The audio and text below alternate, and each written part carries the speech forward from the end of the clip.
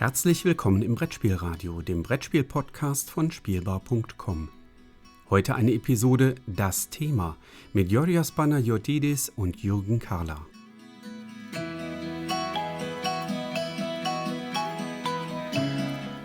Hallo und herzlich willkommen zu einer neuen Folge Das Thema, der viel zu seltene Podcast, in dem wir uns ein Thema aus dem Brettspiel-Multiversum nehmen und es besprechen. Diesmal haben wir einen Gast eingeladen, und zwar Johnathan Truitt, der Co-Director für das Center for Learning Through Games and Simulations.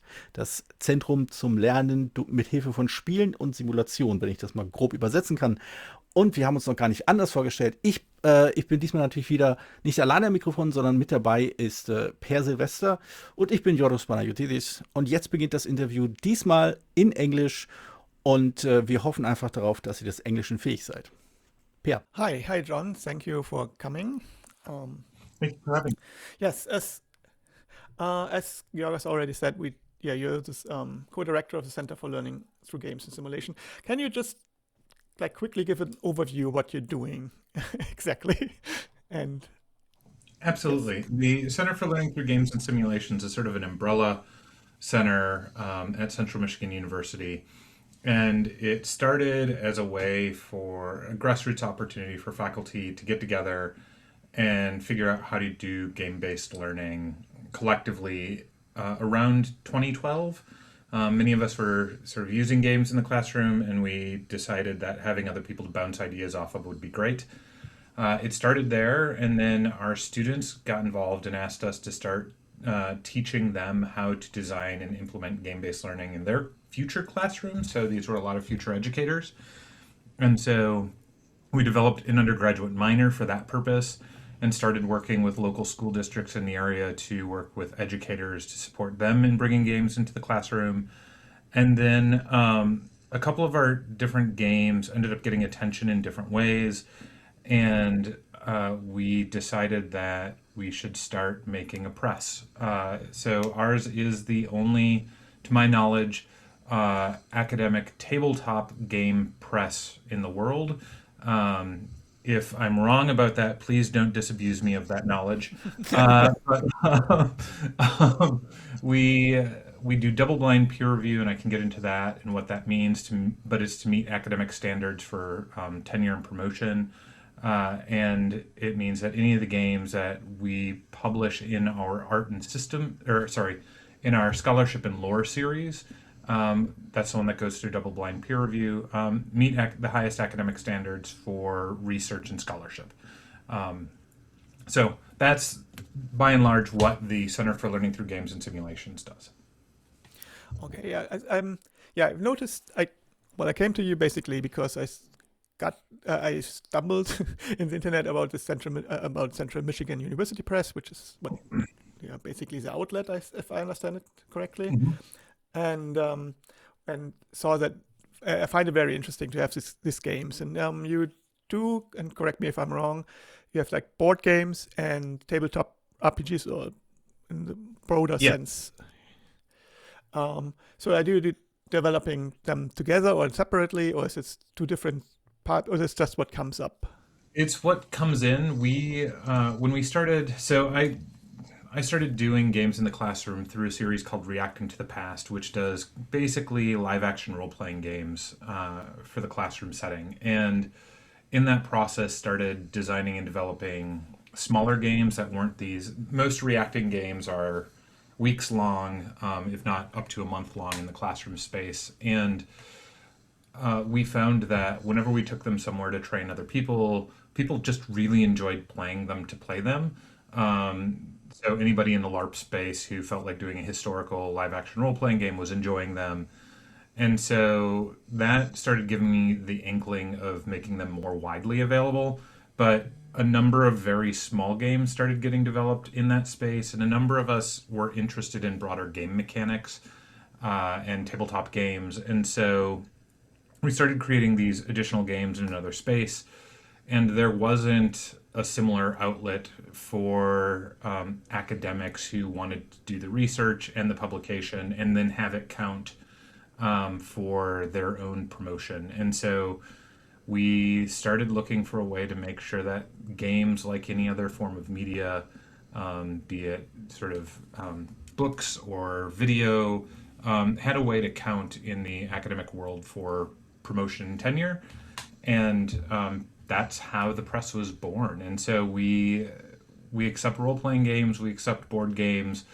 At some point, I hope another academic press will come along so that we can narrow our scope a little bit. But until then, we're sort of plugging as many holes as we can. Yeah, well, I just noticed that, I mean, I have at least two of your games, Dog Eat Dog and 500-Year-Old Vampire. Although the latter one is, I think it's like a license or something, because I have the version from the original designer. I think it's a so Dog you Eat also Dog. like signing games, or Yeah, so Dog Eat Dog is part of our Art and Systems series that we just launched this past fall. And it works on bringing new games that are sort of pushing. It's going to be a role-playing game series, so they're games that do new things with interesting mechanics, and then it's also preservation. So it's games that were in print that really had an impact on the role-playing space that have gone out of print. The lead editor on that is Tim Hutchings of Thousand Year Old Vampire fame. And so Tim recruits the designers and the games for that one. And Dog Eat Dog was one that I'd played when it first came out, but everybody who played it and wanted it couldn't find copies of it. And so Tim talked to Liam and brought Liam into contact with us to see about making the game more widely available. And so the new version, it cleans some stuff up that Liam wanted to clean up, and does a little bit of formatting, but it's basically preservation. If you've got the original version, you're good to go. The new version just cleans some things up, gives it some art, and then makes it available for people who have wanted it and couldn't find it and couldn't get it. Can I just butt in real quick, because we've been talking about game-based learning, and it's been a topic that I've been sort of dabbling with recently, and I found that there seems to be a lot of some fuzziness in people's understandings of it, and I myself, I'm not quite sure if I have grasped it. I'm just blindly tapping along. Can you give me like an idea, or maybe your understanding of how that works? How does game-based learning sort of differ from, I don't know, regular, whatever that is, learning, and where do you think its strengths are? So it's going to be the methodologies that you're choosing to employ. And game-based learning has been outside the mainstream since Plato. It's been around for a bit, and I've got a book coming that talks about it in the 16th and 17th centuries. So I'll try to stay brief, but just be warned. Oh, But what it's doing, right, is it's having you take the ideas that you're learning in the classroom and apply them to a scenario that you can then like learn through. So learn by doing, right? And so games use models. And in those models, they have rules, they have structure. Daily life has rules and structures in it all the time, right? I have my students do sort of a process where they create the games they go through every day, and they're terrible games, right? But like there are the rules of a four-way stop. When you arrive at the four-way stop, how do you go through the four-way stop? What are your victory conditions? What are your loss conditions? Right? And then you can further complicate that. And I have them identify those things. But really, when it comes to game-based learning, what you're doing is you're taking models and you're having the students step into them and apply their learning, as opposed to lecture or small group discussion, where it's a much more passive form of learning. So, for example, the first game that I published with reacting to the past is on the Mexican Revolution, and in it, the students take on the roles of revolutionaries in the 19-teens, and they have to read documents from the time, and then they have to apply those documents as they attempt to bring Mexico out of the violence of the period by making changes to its constitution, but they have to use the primary source documents and the arguments to build their case and to build their constitution. And so they come out of it with a much better understanding of things like land reform and why it was so complex, what each side wants, as opposed to me lecturing them on land reform and telling them about the three different versions. They're now in the position where they're arguing for their side against another side. And so you're just actively in that space, if that makes sense.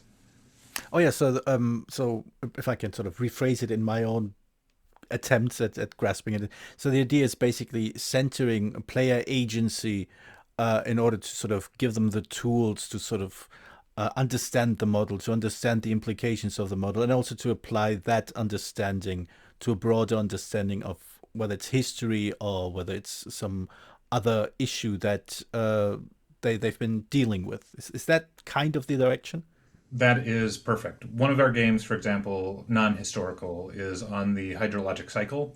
And in that game, students are learning both about the reservoirs within nature that contain and hold water, as well as the transport processes, right? And so they're making those connections as they're playing through that game so that they understand where water is held, how it moves from one location to another location, and how it cycles within the planet and the atmosphere. All right.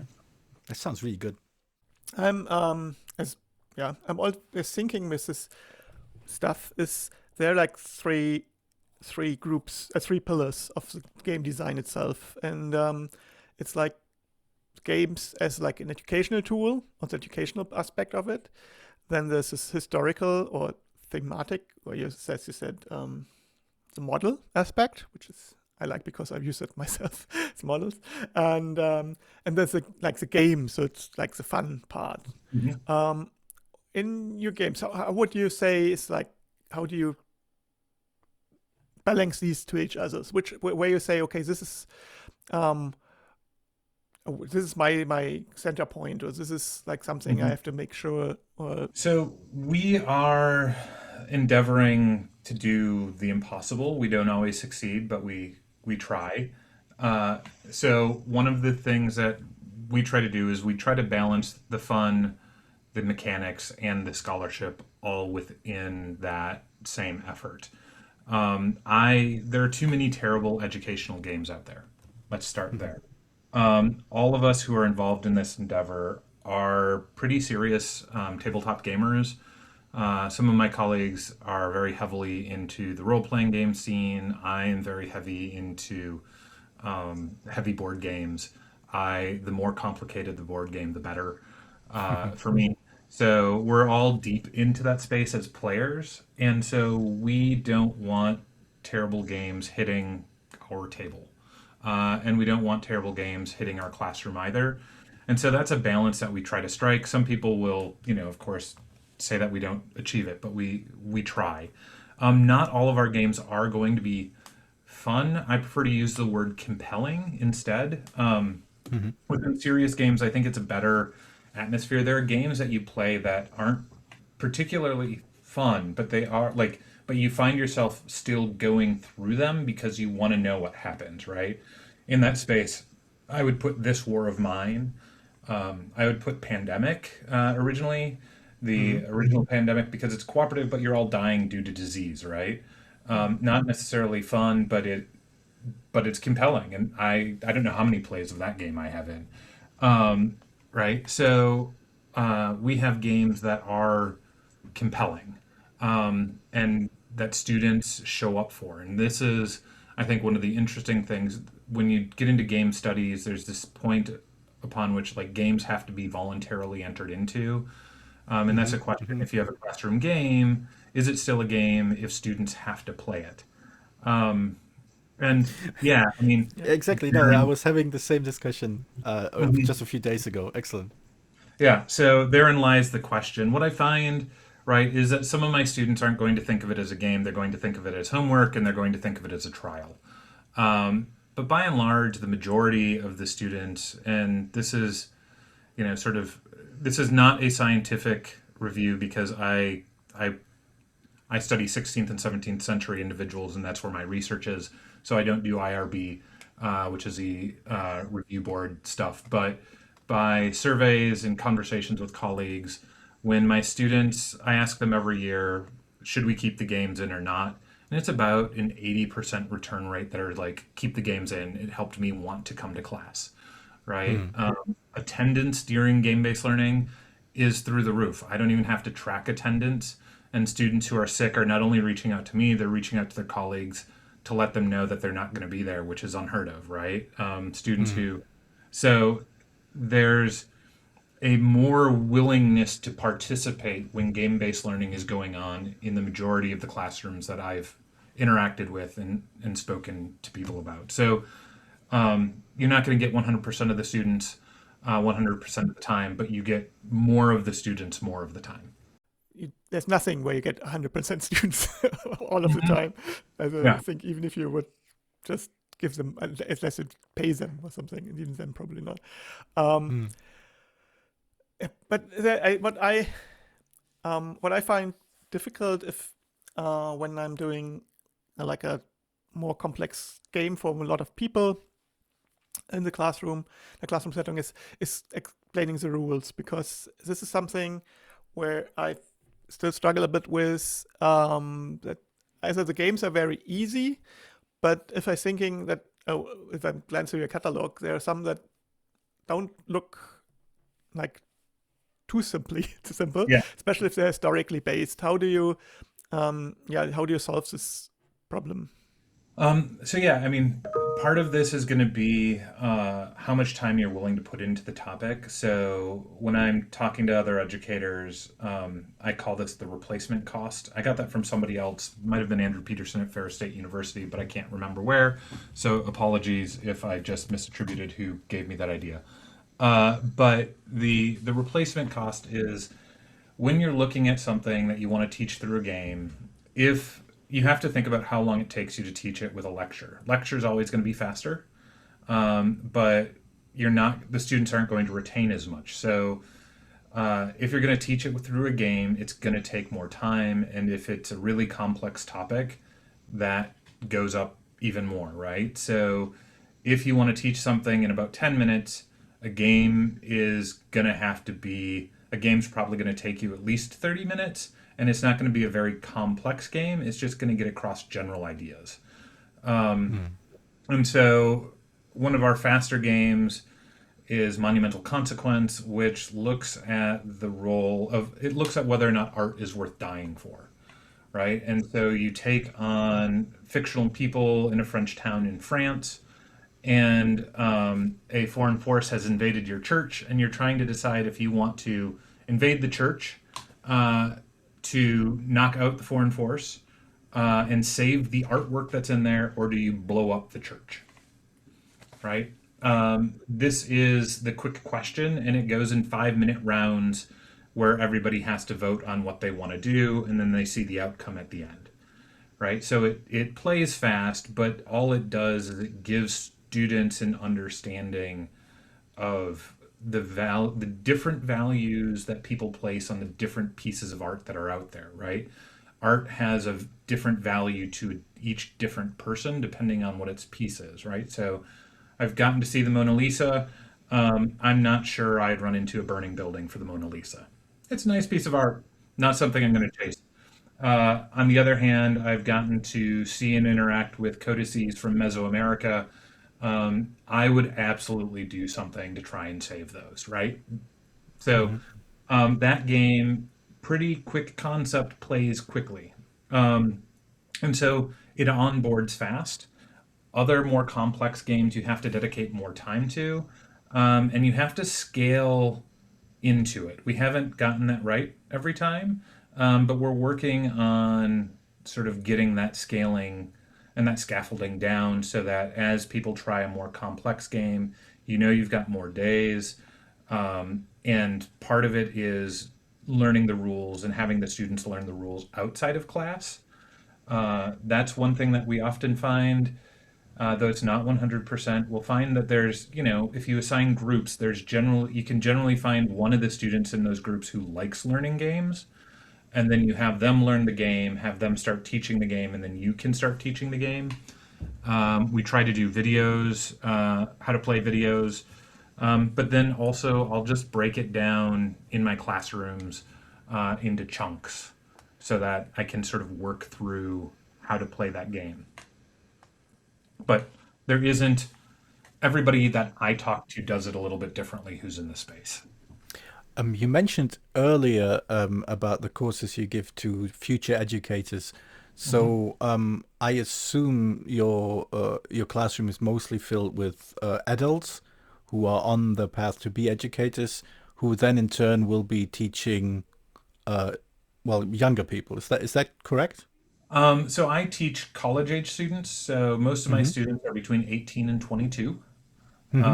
But we've worked with high schools. I've run some courses at Gen Con. I've worked with non-traditional students who are in their, I've had a student as old as 75 who actually started taking more and more of my classes because she loved the games and loved seeing how the younger students interacted with it.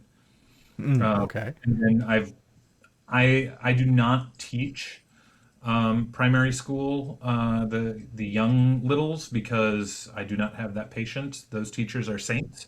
But when my kids were in what we refer to as our elementary school level, I worked with some teachers there to introduce escape rooms and some other games as well. Have you noticed, is there like a fundamental shift in attitude or approach to this, to game-based learning, or based on age, or do you feel like it's kind of like it always seems to hit the same note regardless of how old the students are? The classroom dynamics shift once games are in place, and it seems to be ubiquitous, right? People like to play.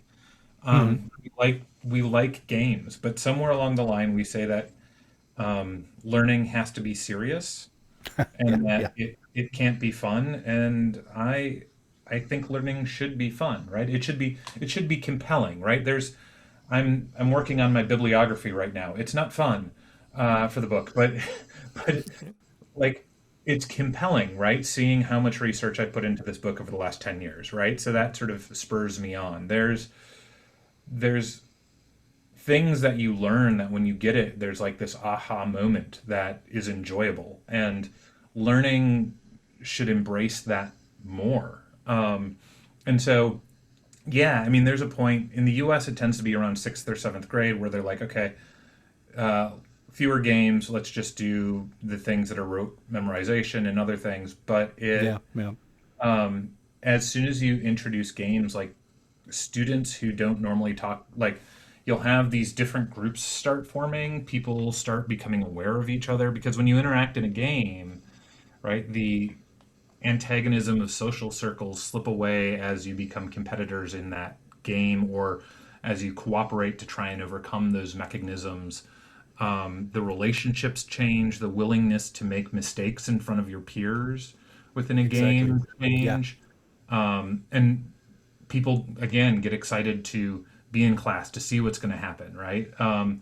And so, no, the changes I see when I'm doing it, it doesn't matter how old you are. The impact and engagement is the same, and the relationship building is the same. Just the complexity of the game and the pitch of the voice, if it is a 6-year-old, is much higher. One thing I find it interesting that you have the hydrologic cycle, because I'm science and math teacher, and I find it difficult to find games with my subjects and compared to, like, if I would be a history or politics teacher, I think. And I'm looking through your catalog. It's a bit similar. Do you?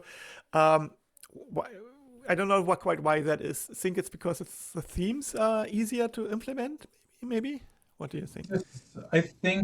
I mean, history's got a trend within games, right? I mean, chess was, apparently designed as a war game at one point in time, right? So history is all encompassing. Every discipline has a history, right? And so history is one that is easily applied because there's a history of doing it.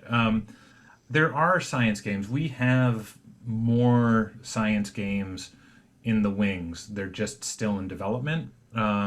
We've actively tried to seek out some science games because we want to support that space. So there's, Ion Games, no, not Ion Games, sorry. Genius Games has Ion and a couple of other science games in their space.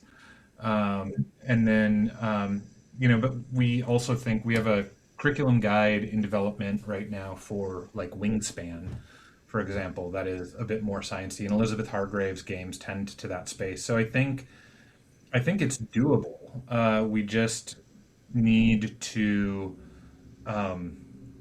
think about that application. We need to think about the the models that are in those spaces, and then work on building those. But yeah, I mean, I think one of the resistances in the gaming space is people so often don't want to think about their daily life, right? Yeah. As you're playing a game. I think it might be that. Yeah, I think if I'm currently developing a game about the transuranium elements, which I'm a chemistry teacher.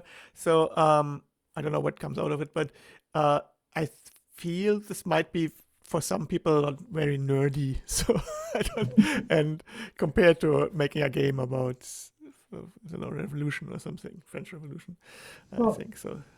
I agree with you. In part, it's how we sell it, right? I mean, who would have thought a game about birds would sell millions of copies, right?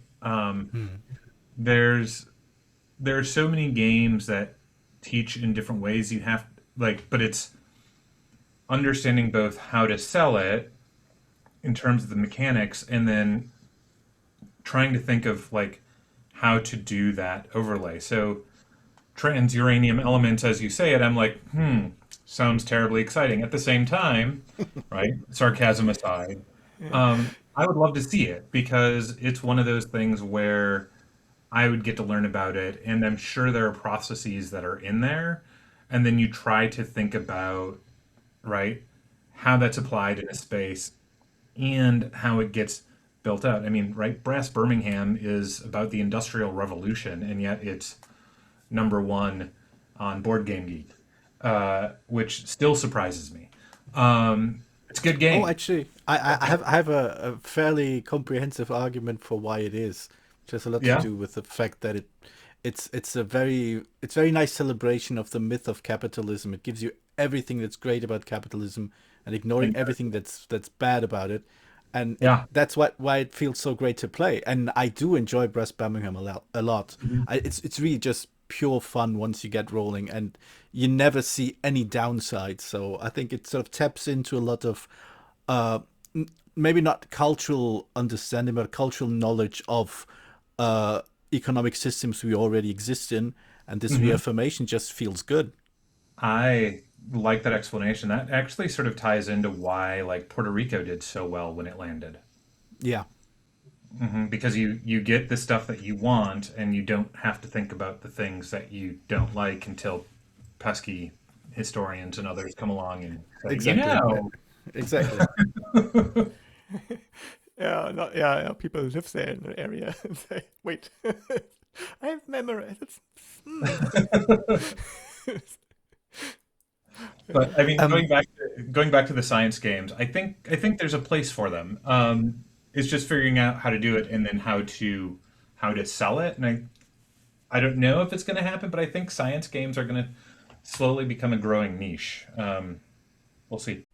Can I just quickly, because another game that I saw on your catalog as well is a reprint of The Mountain Witch. Yes.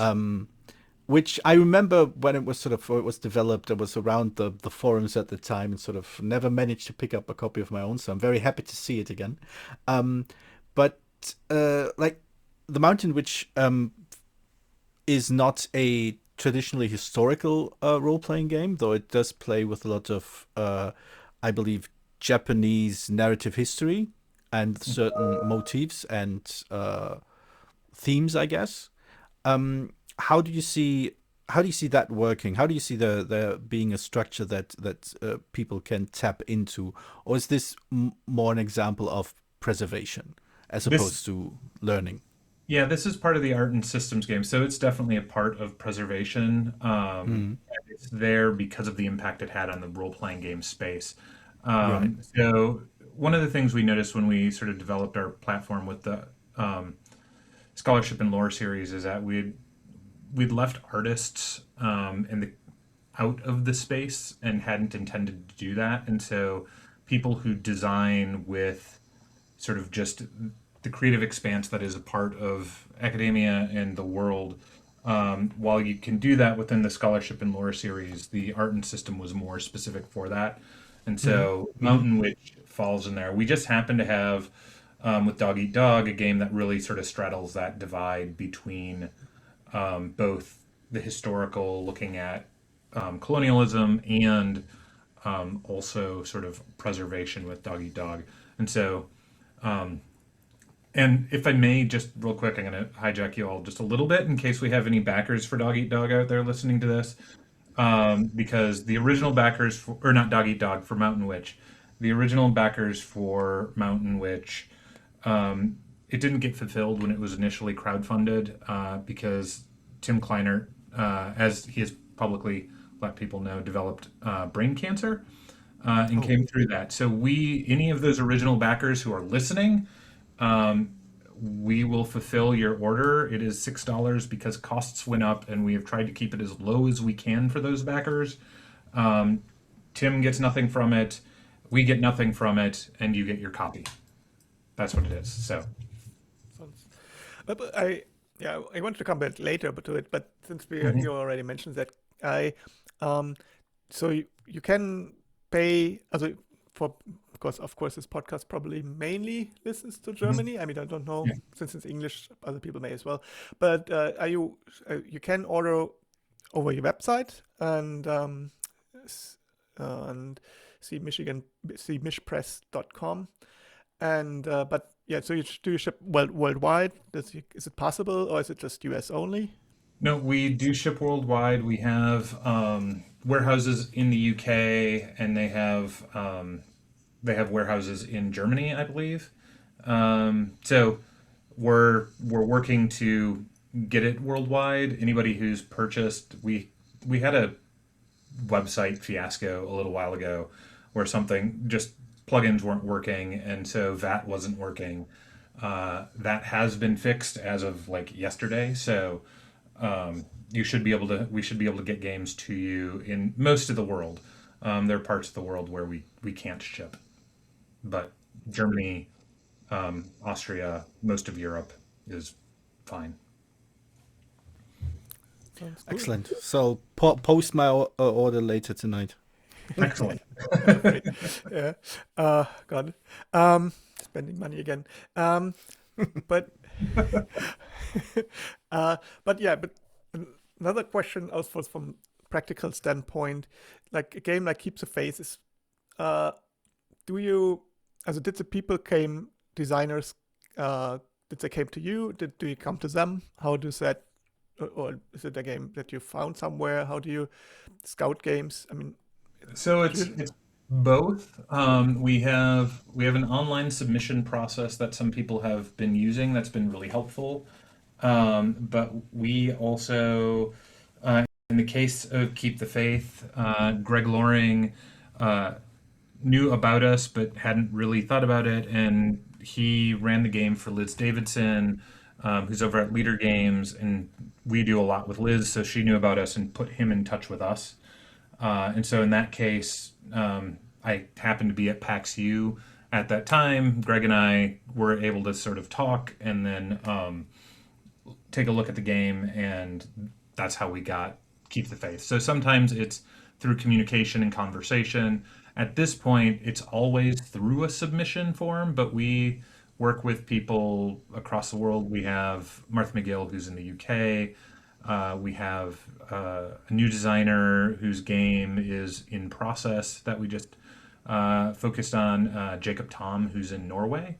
So that's going to be a couple of years down the road. We just signed him. So we'll work with designers from all over the world. So we try to keep our paths of communication as open as possible.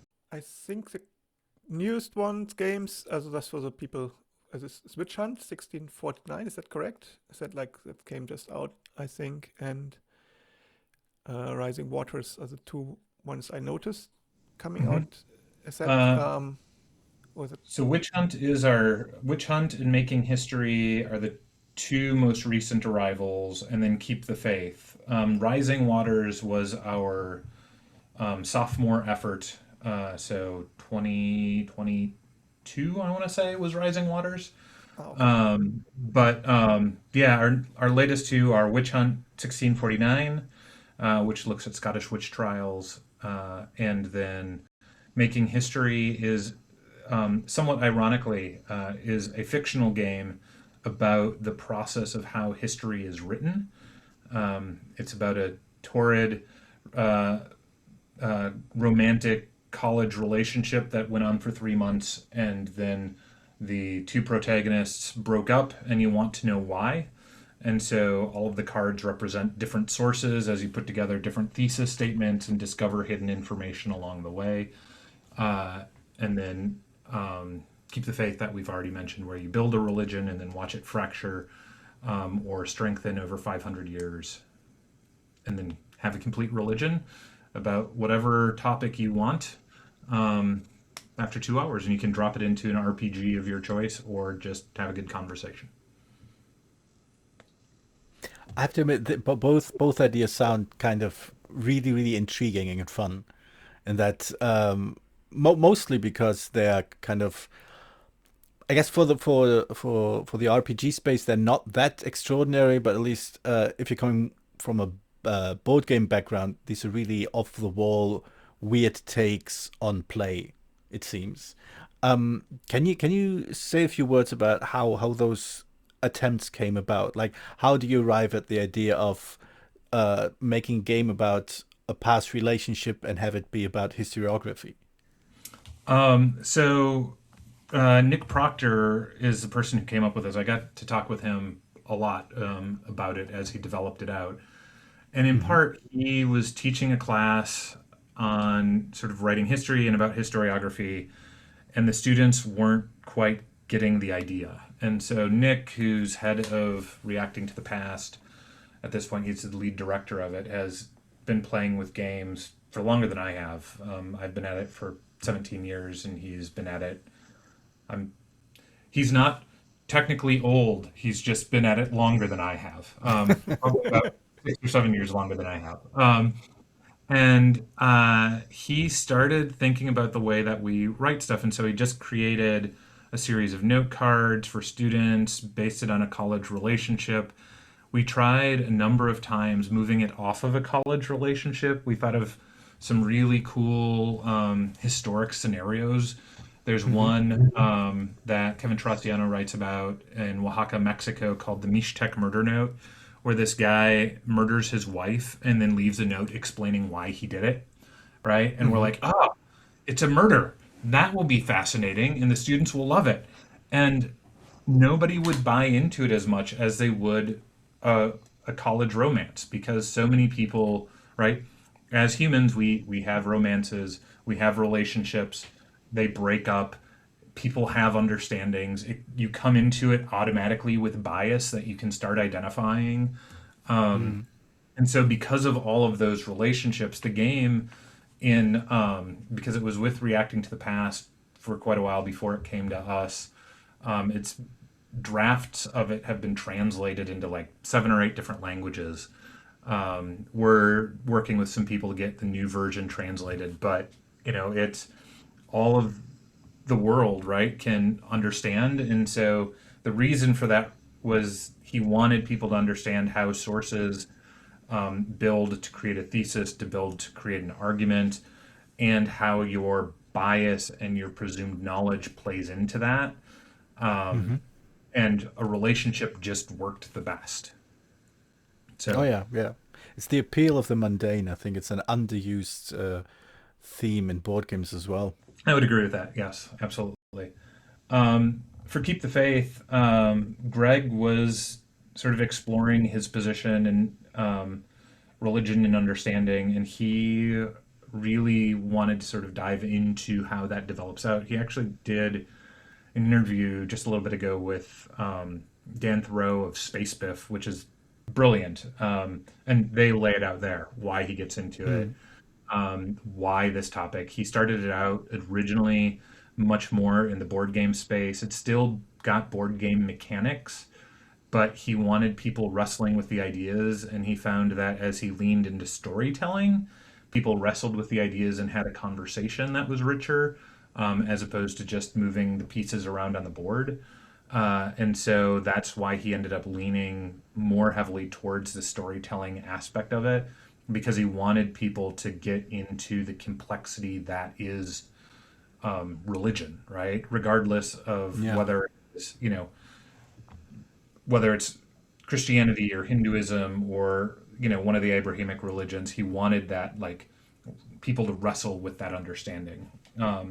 So I find it fascinating. It's every time, I get into it, I'm tending to do very ridiculous religions just so people can be more comfortable talking about it, because people are so uncomfortable talking about religion. But if you're suddenly talking about, a taco religion and whether or not quesadillas should be included, this is one that a group of high schoolers just came up with, right? People can laugh about it and they can, like, understand how it develops, right? So Oh, yeah, it's a great way to sort of make, or is it? I think I'm borrowing now from Cardboard Ghost. I think making the hidden systems visible through a game.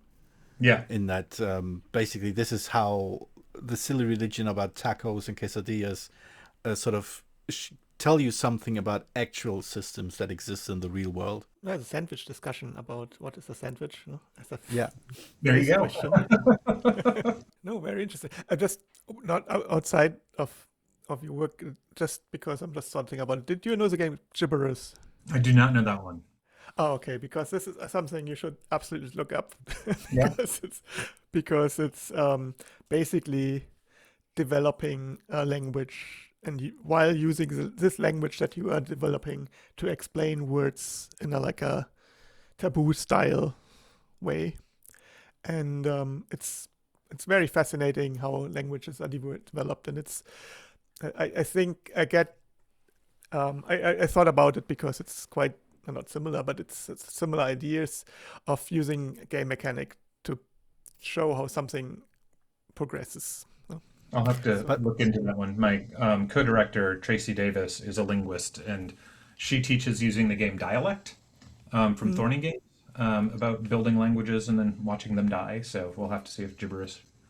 I think Gibberish is really an interesting case of the game being just so much fun that in order to really dive into all these topics we touched on, like the underlying systems, you really need a kind of debriefing afterwards, which is, I guess, not commonly done in most sort of private gaming groups. But is debriefing something that's sort of central to using these games in an educational setting? Oh, yeah, absolutely. It's the conversation after. I mean, right? So if you read a book in a classroom setting, you have to discuss the contents of the book afterwards. There's always a brief, or should be, right? I mean, in my classes, I can use the absolute. I can't talk for everybody, but that debrief about what you've learned, what did you come away with thinking about, right?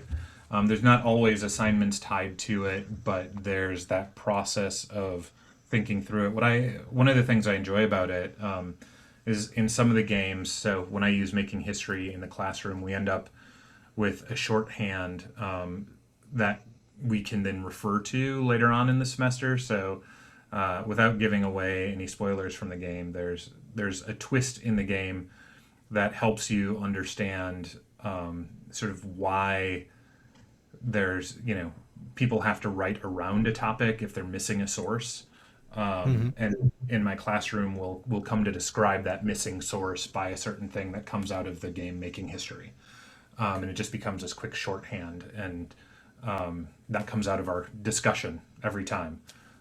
So yeah, that follow-up, we'll call it a debrief, is super important, but it's also super engaging because the students come Yeah. prepared to discuss it. Yeah, I think it's, in my experience, a few times I've introduced games in a classroom. That was basically the experience I had as well. It sort of it gave students the tools and the knowledge and the experience to contribute to a conversation they would otherwise have trouble getting into, because they're too used in sort of simply receiving information, being told things, having like being lectured at, and it doesn't give them room to sort of bring in their own experiences. Yeah. Yeah, I think we've covered most of the things. Georgios, do you have any more? Mostly, I'm just really interested in. Per touched upon these 3 pillars that he mentions, and you said how you try to sort of merge them, try to not to sort of overemphasize one over the other. Could you talk about a little bit about both what the challenges are and maybe what the pitfalls are? Like, what are you trying to avoid by not leaning too heavily into one direction or another? So we want to make sure that people are engaged, right? So we as a press can't survive if we're only selling to an educational space, right? Often in the United States, the educational book market is based on the fact that a professor adopts a book and then you have all of the students in that classroom buy that book. In our case, if a professor or a teacher buys our game, ideally that game is good until that teacher or professor retires, right? And the students don't have to buy it. That is not a sustainable marketplace. And so we need to make sure that people will want to play our games even if they're not in an educational space. So that's part of it. And with that, you need player agency. Oftentimes with educational games, they're so focused on getting every last minutia correct that you lose that compelling nature in the weeds. Now, this isn't to say that we let things go willy-nilly. It is, so to use my game on the Mexican Revolution as an example, students can come out of the Mexican Revolution without the president of the time, Francisco Madero, being assassinated. The students, as their players, have the agency to let him live for a certain period of time, and then he'll step down from being the president. Usually, is he assassinated? Yes, because historically that's what happens, and that's how the game leans. But it doesn't happen every time. Do all of my students understand that he is assassinated during the revolution at the end of the game? No. Do more than 90%? Yes. Do all of the students, when I lectured on the Mexican Revolution, understand that Francisco Madero was assassinated? No. Why? Because not all of them show up and not all of them pay attention. Right? More of them understand that he was assassinated regardless of what happens in the game. And so getting to your question of like, how do we balance that? We look at certain aspects of the game that teach the moment, and does it teach what we need to learn? So we need the students to understand the conflict of the moment in the Mexican Revolution. I need them to understand the importance of land reform. I need them to understand the different factions. I need them to understand the turmoil. And can we get to that turmoil and that understanding of those elements and give them the agency to determine what's going to happen with the characters in the game? And that seems to be yes, right? And so that's there's within the writing of historical games, there's sort of this cone of historical plausibility, right? We're not going to have something, I've interrupted my students when they start declaring healthcare for all. I'm like, yeah, there's really no equivalent. You're not going to get healthcare for all, right? But there's this balance in there, if that makes sense, and that's what we're striving for. I think you said it earlier when you mentioned that it's like a model, and the funny thing is that Georgios and I, Georgios always discussed games as like a text, I think, correct me if Yeah. I'm wrong. And while play. I Play as a Oh, text, yes. play as a text, yeah. Play as a text. Well, I see it as an like a model. Like I'm from the science part, of course, so I know models. I know my models.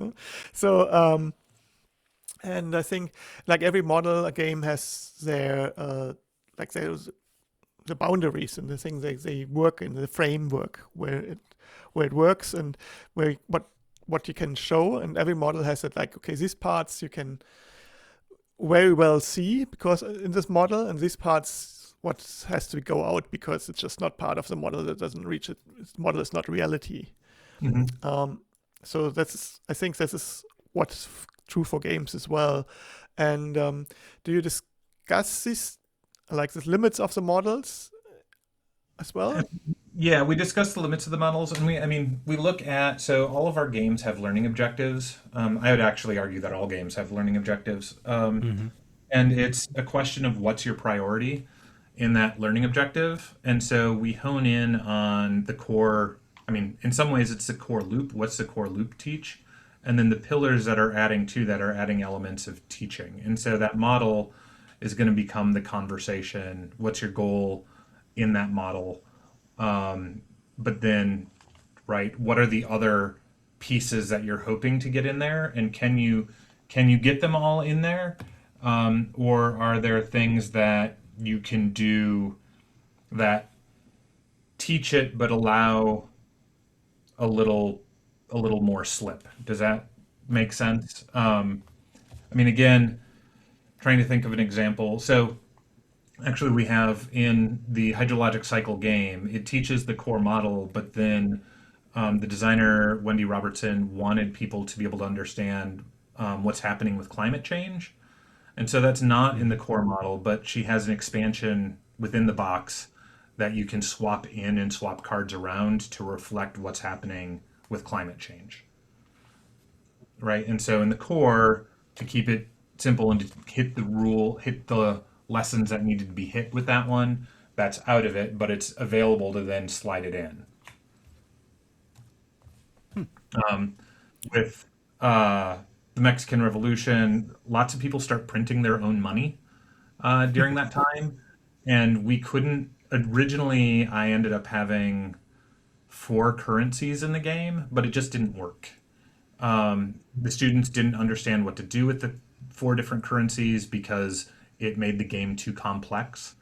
And so instead we have one core currency, but students can quote unquote print their own currency. But when they do, there's an inflation mechanic that kicks in that sort of models what happens when you start printing money, even though it's not modeling what happens when you try to create a new currency next to an existing currency. But for the purposes of the game, it hit the learning objective we needed to hit without further complicating the game. Because you were talking about learning objectives and earlier said you talked about what your priorities are as an educator with using a game.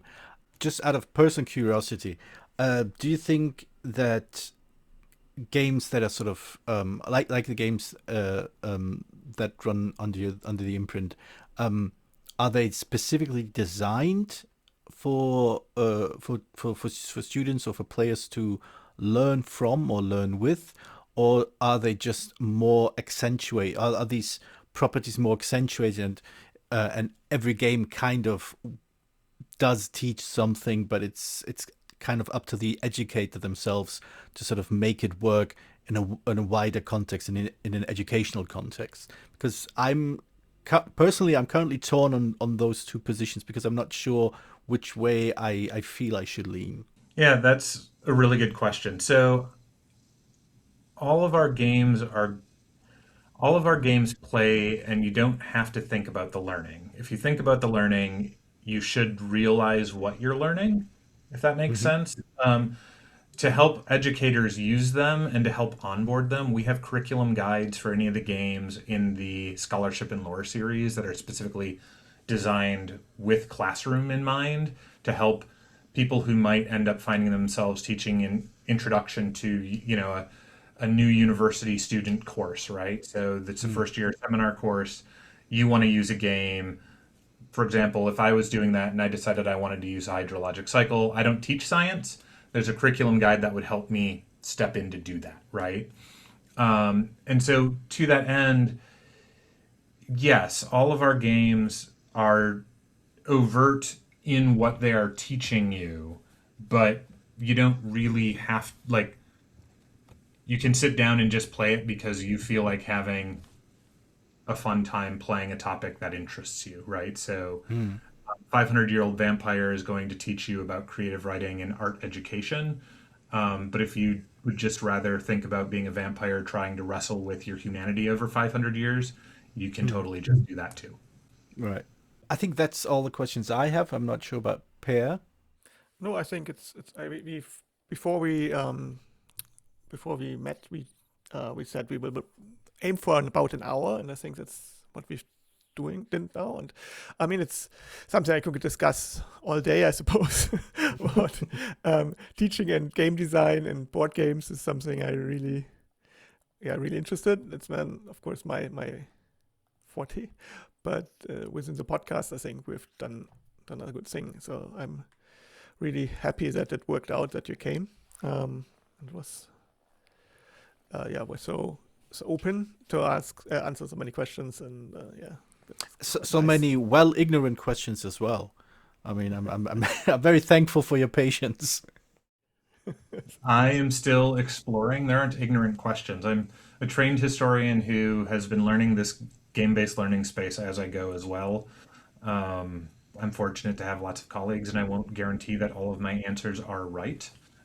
It's like a game, right? You try stuff, and sometimes it works, and sometimes it doesn't. But the great thing about being in that space is that you can do iterative play. You can make changes as you go.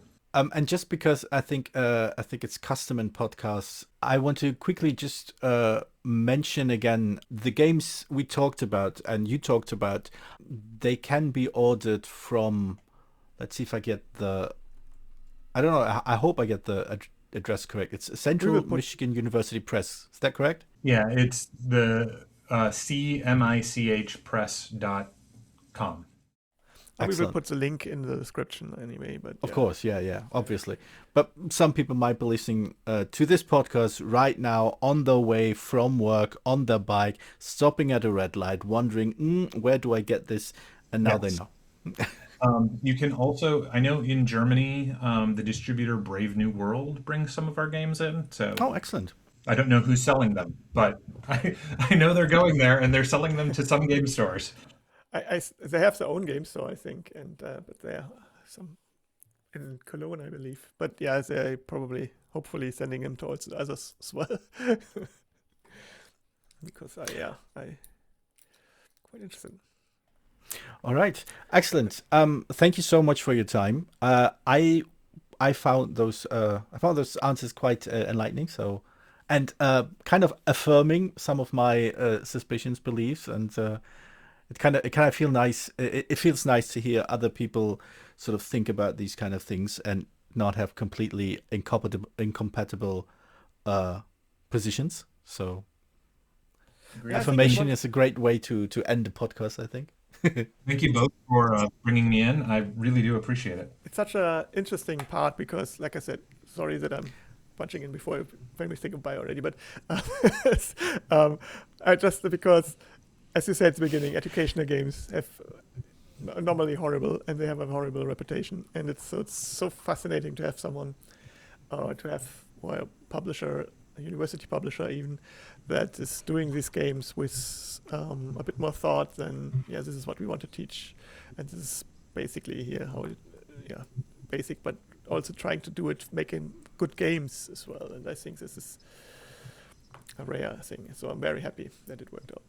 All right. I think probably at this point we'll be fading in the outro music, so we can talk as if we are not being recorded right now. Thank you. This was fun. Vielen Dank, dass du diese Episode von Brettspielradio, das Thema, gehört hast. Falls du dich mit uns austauschen möchtest, dann findest du uns auf dem Beeple Discord. Der Einladungslink steht in den Shownotes. Natürlich kannst du uns auch gerne Sprach- oder Textnachrichten zukommen lassen. Dazu erreichst du uns unter 01590 5511 223. Bis bald, wieder hier bei Brettspielradio, das Thema.